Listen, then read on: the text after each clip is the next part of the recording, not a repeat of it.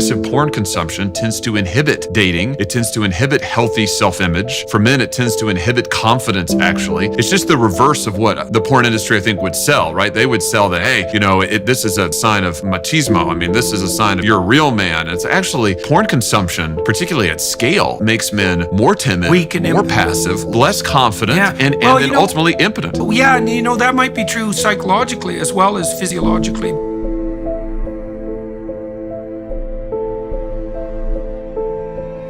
인터넷이 발전하는데 가장 큰 기여를 한 업계 중 하나가 포르노 업계라는 점은 그 누구도 부정할 수 없을 것입니다. 인터넷에서 음란물을 접할 수 있는 요소들은 점점 늘어나고 이미 젊은 세대는 이와 같은 미디어에 익숙해져 있습니다. 하지만 이러한 기술 발전이 과연 남성의 성욕에, 나아가 남성성이 발전하는 데 도움이 될까요? 결론부터 말하자면 전혀 그렇지 않습니다. 가볍게 생각하면 혼자서 성욕을 해소하는 건전한 방법일 것 같지만 실제로는 자신의 인생을 망가뜨릴 수도 있는 위험한 일이며 장기적으로는 절대적으로 해로운 일입니다. 25%, about 25 to 35% of internet traffic is pornographic. You detailed out your understanding of what pornography is doing on the masculine front, so maybe we could delve into that momentarily. Yeah, absolutely. Well, if you just look at the data on this, Jordan, I mean, the consumption of pornography, of course, is, as you would expect, given its availability everywhere, is just off the charts. One researcher quipped, and it's absolutely true, that a young man today can see more naked women in 5 minutes than or heck, probably 90 seconds than his grandfather could in a lifetime.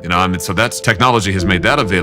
As you might expect, given the dopamine effects here, the more porn men watch, especially young men, the more porn they want to watch. And then you ask what happens over time. And what the data, there's an increasing body of data on this. And what it shows is that you spend more time on screens, you spend less time in real human relationships. 너무나 빨리 발전해버린 영상 매체와 인터넷으로 인해 젊은 세대일수록 음란물 시청을 당연하게 여기고 있지만 이는 기나긴 인류의 역사를 고려해보면 정말 티끌도 안 되는 시간의 문화입니다. 앞에서 나왔듯 할아버지 세대가 평생 보는 것보다 훨씬 더 많은 나체의 여성을 현 시대를 살아가는 젊은 남성들은 90초 만에 찾아서 볼 수 있습니다. 그런데도 이렇게 새로 생겨나는 것들이 남성성에 영향을 주지 않는다고 여긴다면 그것은 어리석은 생각입니다. 왜냐하면 인간이 가진 가장 큰 생물학적 동기 중 하나가 바로 번식에 대한 욕구이며 그것은 달리 말하면 연인을 만나고 가정을 꾸리는 것에 대한 목표의식일 것이기 때문입니다. 결과적으로 너무나 쉽게 성적인 대상을 접하고 욕구를 해소하는 것으로 인해 정말 수많은 남성들은 의욕을 잃고 인간관계도 점차 지지부진해지며 자신의 직업활동이나 건강하고 이상적인 가정과도 멀어지는 일이 일어나고 있습니다. Thing you document in your book, I'll just read some stats here that I think are dead relevant. In 2015, 8 years ago, so these are outdated stats already, and it's worse now. 1/4 of men of working age have no job whatsoever and have done no work at all within the last 12 months. So that's 25%. So that's cataclysmic. In 1970, 2/3 of men made more than their fathers, and in 2014 it was 40%. Men are acquiring 70% of all D's and F's given in grade school. Only 20% are proficient in writing by grade 8, 24% reading. Men aren't trying. They're now less than 40% of college students. So between 2015 and 2022, men were 70% of the 1.5 million person drop in college enrollment, and that was replaced primarily by screen time, video games, and porn. Suicide increases up 25% between 2000 and 2017, and drug overdose up 250%. And the majority of babies, by the way, now are born in fatherless homes. And so there's a weird entanglement there too, eh? 남성의 의욕과 직장생활, 인간관계와 음란물 소비는 정말 무관할까요? 굳이 설명하지 않아도 그렇지 않다는 것을 아실 겁니다. 왜냐하면 남성들이 성장하게 되는 주요 동기 중 하나가 바로 여성이니까요. 동물의 세계에서도 마찬가지이지만 남성은 여성에게 잘 보이기 위해 부단히 노력합니다. 인간의 경우 그렇게 매력을 어필하는 주요 요소 중 하나가 바로 사회 경제적 지위입니다. 즉 이성에 대한 호감과 이성에 대한 욕구는 자신의 매력을 증진시키는 것에 대한 동기로 이어지고 그것은 또한 직장을 갖고 사회로 나가며 개인이 성장하고 노력하는 이유가 된다는 것입니다. 하지만 음란물을 통한 성욕의 근본적인 결여는 이런 삶의 다양한 요소 또한 추구할 이유를 없게 만들어버리는 결과를 낳습니다. One of the motivating factors that drive men out into the workplace is the possibility of attaining genuine status in the workplace as a consequence of competent endeavor. And that does make them more attractive to women. Now, maybe being more attractive to women is, I don't know what percentage it is of male motivation on the work front. It might be 50%.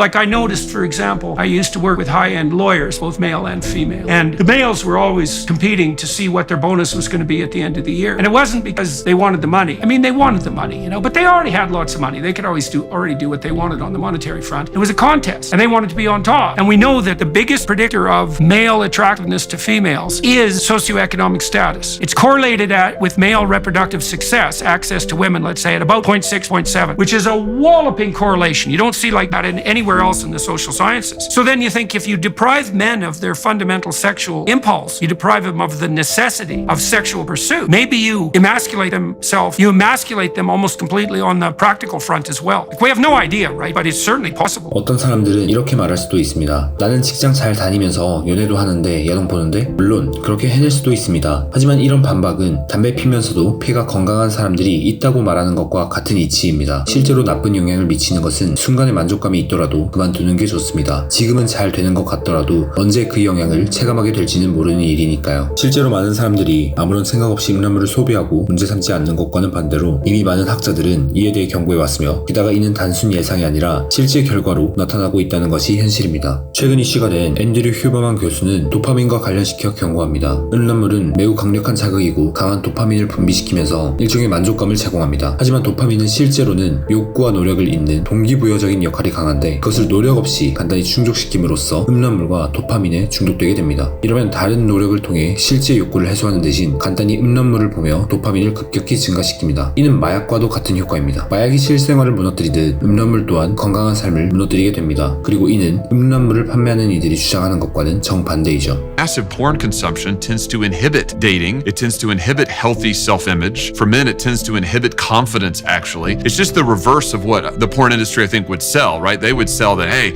this is a sign of machismo. I mean, this is a sign of you're a real man. It's actually porn consumption, particularly at scale, makes men more timid, weak and more passive, less confident, and then ultimately impotent. Yeah, and that might be true psychologically as well as physiologically.